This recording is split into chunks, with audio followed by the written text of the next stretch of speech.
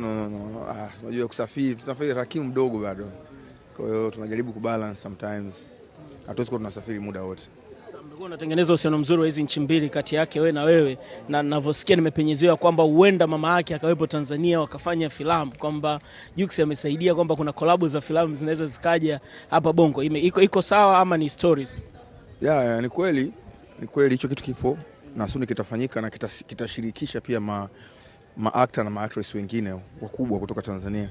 Ni project kubwa na nadhani itafanyika very soon. Nadhani akishafika mtaitwa pia na kujua vitu gani ambavyo vinafanyika, lakini ni kitu kikubwa na yeye mwenyewe pia nilimwambia, kwa sababu Tanzania yetu ni nzuri. Tuna maeneo mazuri sana ambapo nadhani mkifanya kitu kinaweza kikasaidia kwa ujumla. Kusaidia Tanzania pia kawasaidia nyinyi pia kuonesha jinsi gani kuna mazingira mazuri sehemu tofauti za Afrika. Ikakubalika, kwa hiyo inakuja pia. Kwa hiyo kutakuwa na fursa pia kwa ma actress na ma actors wengine. Kuna clip unaonekana unaigiza, watu wakasema Jux ameingia kwenye uigizaji. Ndio hivyo mama mkwe amekuingiza huko? Amna ile nilifanya, kuna jamani anaitwa Brother Shaggy, is one of the biggest comedians na ilikuwa kama wanaita kama zile clip fupi.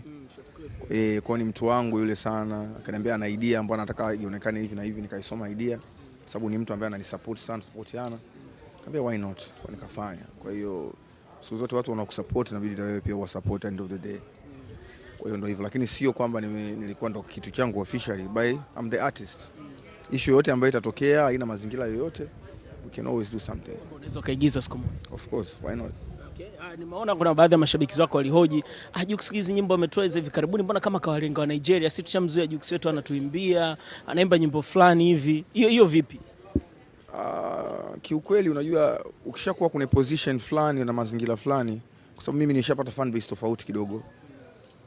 Na fan base ya nyumbani na fan base ya watu wengine nje ya nyumbani, na tunaimba nyimbo lugha zinakuwa tofauti.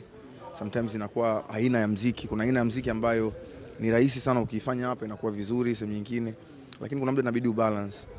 Ila hizi nyimbo mimi nilizotoa siamini kama ni za wa Nigeria tu, ila kwa sababu nimeweka kidogo labda Kiingereza, sounds za Afrobeats more, kwa sababu tuweze kubalance na watu wengine pia na vitu kama hivyo, lakini nyimbo za watu wote na zimefanya vizuri kiukweli. Kama C-Body sasa hivi naona watu wengi sana wanafanya TikTok na video nyingi sana, zinakaribia 100,000 za C-Body kwenye Nigeria. Kwenye show pale it was like 10 days after C-Body, Majo, ni nyimbo ambazo kule zinafanya vizuri. Kwa hiyo it's a good thing, nashukuru. Lakini Tanzania mimi ni nyumbani kwetu na Watanzania ndio wamenifanya niwe hapa.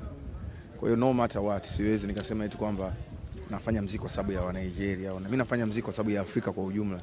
Na kuna sometimes nasema okay, hii ladha naifanya target sehemu fulani, inafanya hivi kwa sababu uweze kubalance masoko yote na nini, kwa sababu unaweza ukaitwa sehemu unafanya show kama hivyo, show ya headliner inamaanisha you have to perform more than 1 hour na watu wawe entertained. Hadi promoter anakulipa hela nyingi sana show kubwa kama hiyo.